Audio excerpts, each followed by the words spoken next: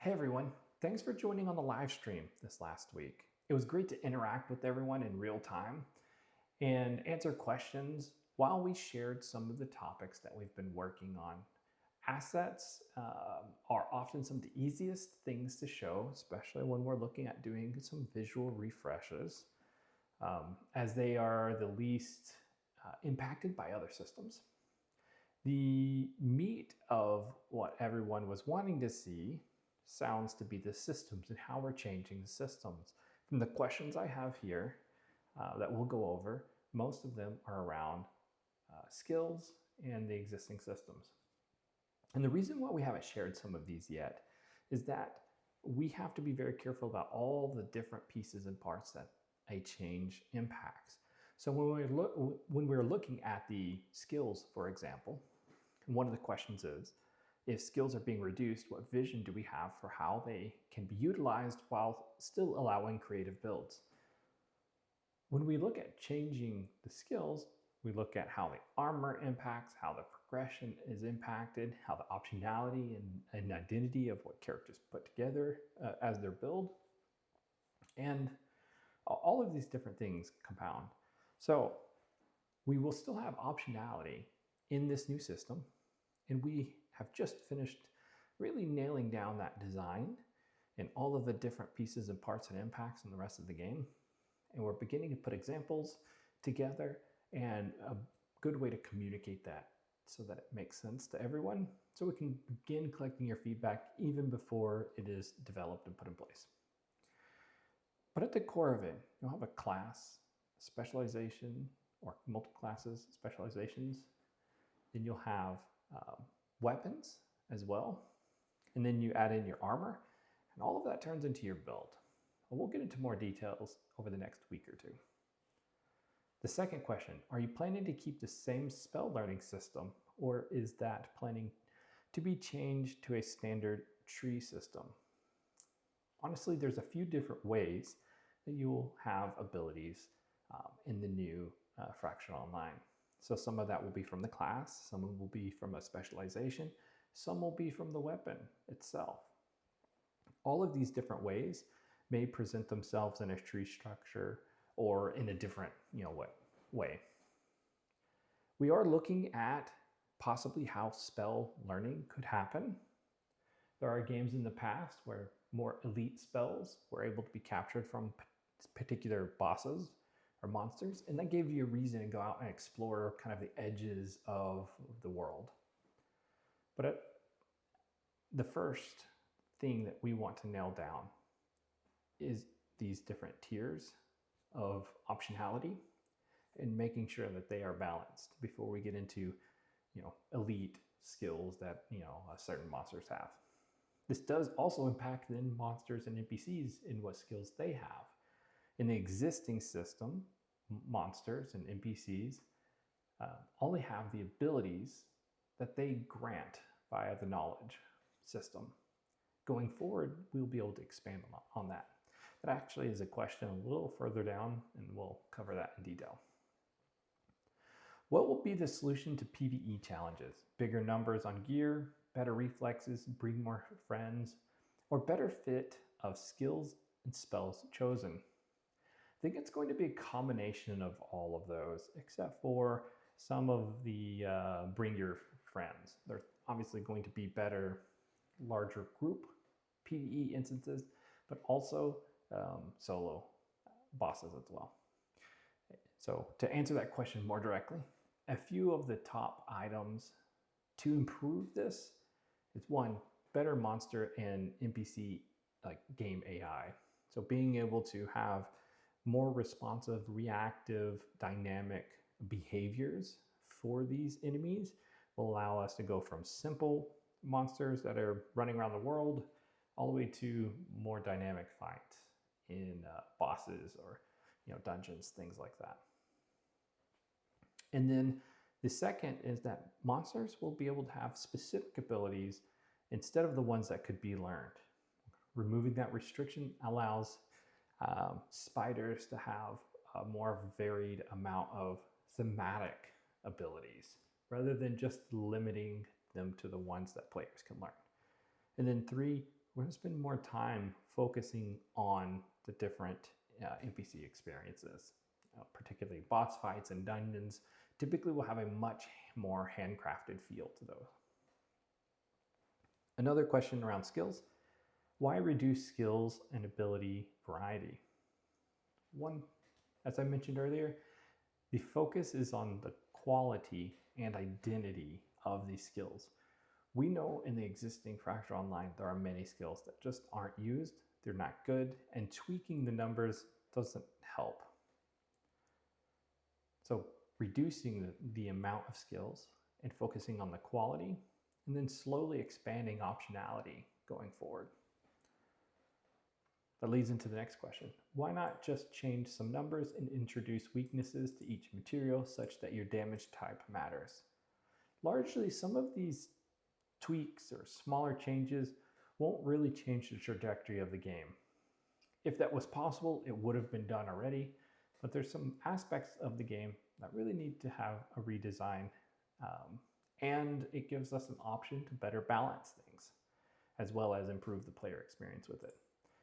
Because if it was tweakable and easily changeable, it would have been done and wouldn't have ended up needing to have an acquisition or a big redesign change to improve that player experience.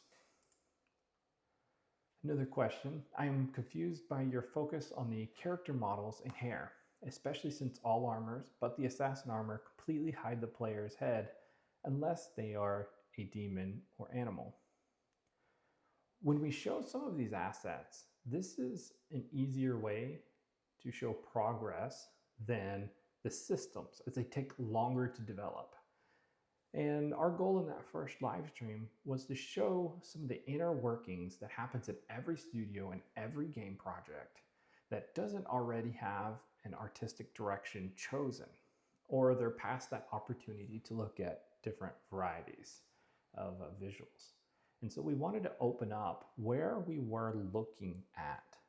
And by changing the existing assets, like the assassin asset, it was an easy way to show an improvement, not just from model like fidelity, but also the stylization of the model itself. The human is also a complete redesign of the textures, the hair, as you saw, so it is different. That's one of the reasons why we had that focus. And then the second question is kind of a compound on this first one. Can we expect to get some button that makes helmets invisible and thus give an outlet for that hair? Yes, that's pretty standard in MMOs and RPGs nowadays. Will you be able to make it so that height difference does not prevent interaction? My understanding of this question is that as we were talking about verticality, there was a concern around verticality impacting combat or interactions. And as we build that out, we will definitely be testing that. We don't want abnormal behaviors, but most of the time, you don't experience that. Whenever you're too high, an ability wouldn't hit that person anyway. A lot of the times, levels are not designed to have combat on really uneven terrains as well. They'll often be at choke points that are where the terrain may come up to a plateau and meet, but not often on the side. But that's something that we'll be collecting feedback from testers and experiencing ourselves as well. Another question around verticality: can archers shoot down from town walls? At the moment, no. Something we can consider later on in the development, but at the moment, all projectiles will fire straight out. Like I said, that's a feedback thing that we'll want from testing. Another question is, will there be more body types, like slim, medium, large, or bulky? Currently, for the humans, we're keeping with the one body type between the male and female model. And the other races have different body types, but those are being put to the side for now, so we can focus on just the human. Later on, we could look at other body types, but for the relaunch, we're really focusing on just this one. A couple questions around funding. are the funds there to allow completion of the game? A live service game is never really complete. Honestly, the only time a live service is ever complete, per se, is when it dies or is shut down. Some of those can run for many, many years, decades, as we have seen with like EverQuest and Ultima Online, and others can have much shorter lifespans. So in this case, we will continue to invest in the game, but it will at a certain point be driven by the players, you. Right now, we have an investment that gets us through relaunch with a buffer, quite a bit buffer, so that we can focus on the quality and not so much just tweaking and doing small changes to then shove Fractured Online back out with a slightly different veneer or change, and no one really feels that drastic redesign, the thing that makes it feel different and worth their time, investment, and money. So we put enough investment in, or I put enough investment in, so that we can get over that line to ensure that it is a product that everyone wants to enjoy. How can we further support the development at the studio? Well, I have seen a couple members in chat mention supporting outside of the shop in game, as the current Fractured Online is still up and running, as well as the Kickstarter has long been closed.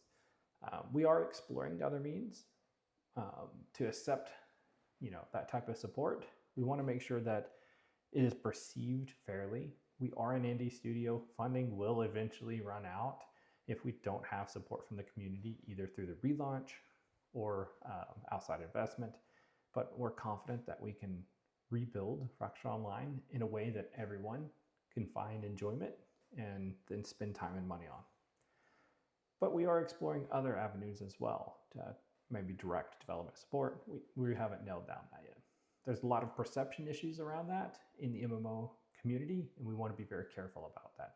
But it does mean a lot to us that you see what we see in Fractured Online, and you're willing to put money for no real benefit in the game.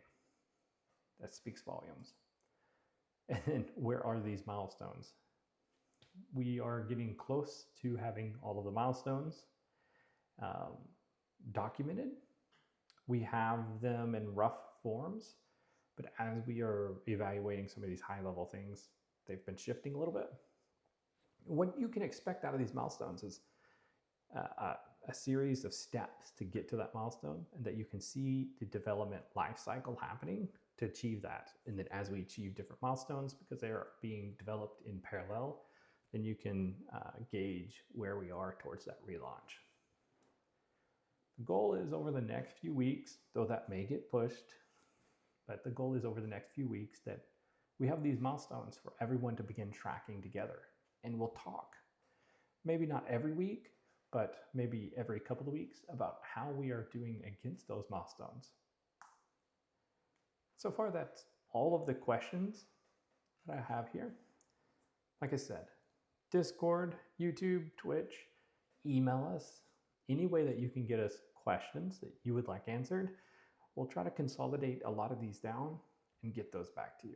So thank you for joining, and we look forward to partnering with everyone going forward.